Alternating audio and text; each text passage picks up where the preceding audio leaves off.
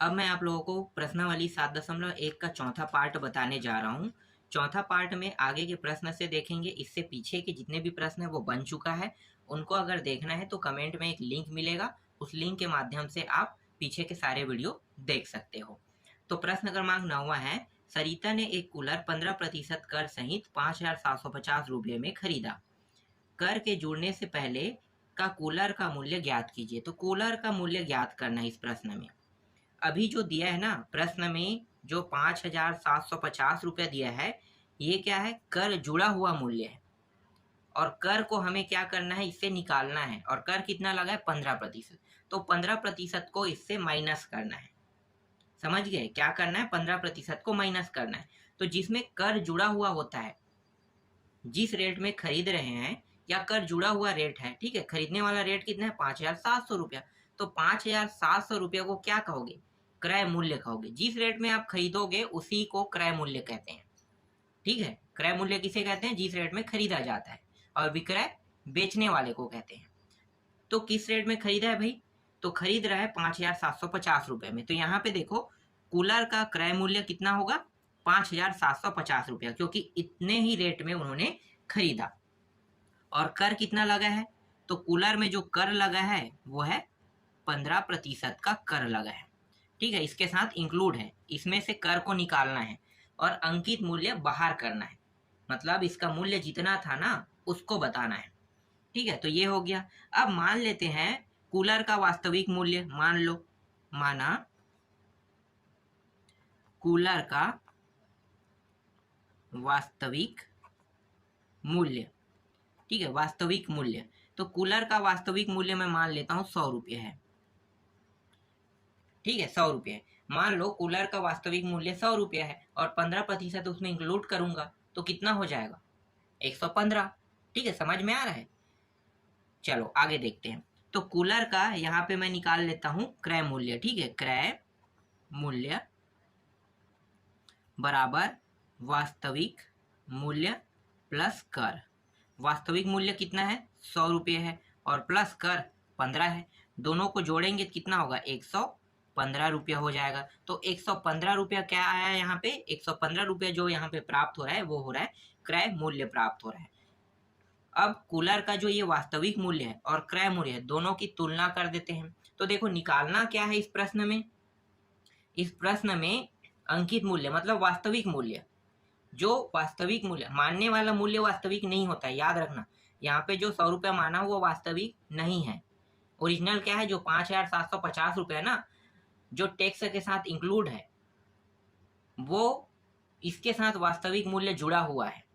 ठीक है, तो चलो देखते हैं निकालते क्या है वास्तविक मूल्य। तो जिसे निकालना होता है उसे पीछे में लिखते हैं और जो दिया है उसे आगे में। तो क्रय मूल्य कहाँ पे है? यहाँ पे। ठीक है, तो क्रय मूल्य को यहाँ पे ले लेते हैं। क्रय मूल्य बराबर आप ले सकते हो वास्तविक मूल्य।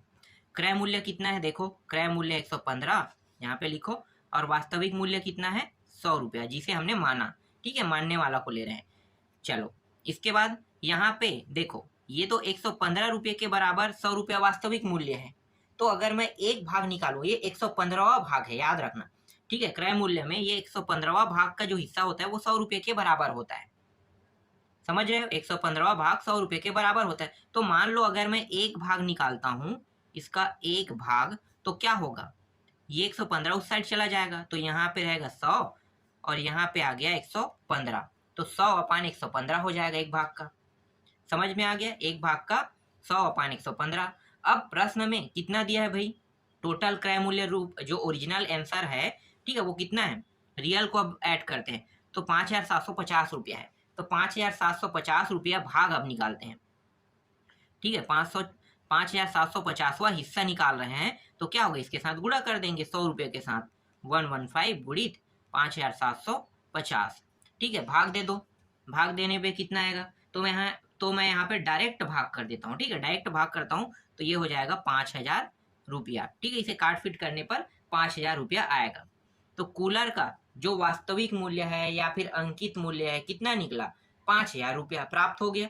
यही क्या है? इसका आंसर है। कर जो है इससे बाहर हो गया। कर बाहर होने के बाद कितना आया? 5,000 रुपया यहाँ पे प्राप्त हुआ। समझ में आया? चलो आगे देखते हैं। अगर ये समझ में नहीं आया होगा तो नेक्स्ट प्रश्न से आपको समझ में आ जाएगा। 10वां प्रश्न क्या है? सूरज ने एक टेलीविजन 8% बिक्री कर सहित 10,260 रुपये में खरीदा। बिक्री कर को जोड़ने से पहले का उसका मूल्य ज्ञात कीजिए। तो मूल्य ज्ञात करना है भाई बिक्री कर से जोड़ने से पहले, मतलब यहाँ भी क्या है, टैक्स इंक्लूड है। जैसे अभी 9वां प्रश्न को हल किया ना, सेम टू सेम वैसे ही इसको भी हल करेंगे। इससे भी टैक्स बाहर निकालेंगे। इस बार 8% टैक्स है तो 8% को बाहर करेंगे।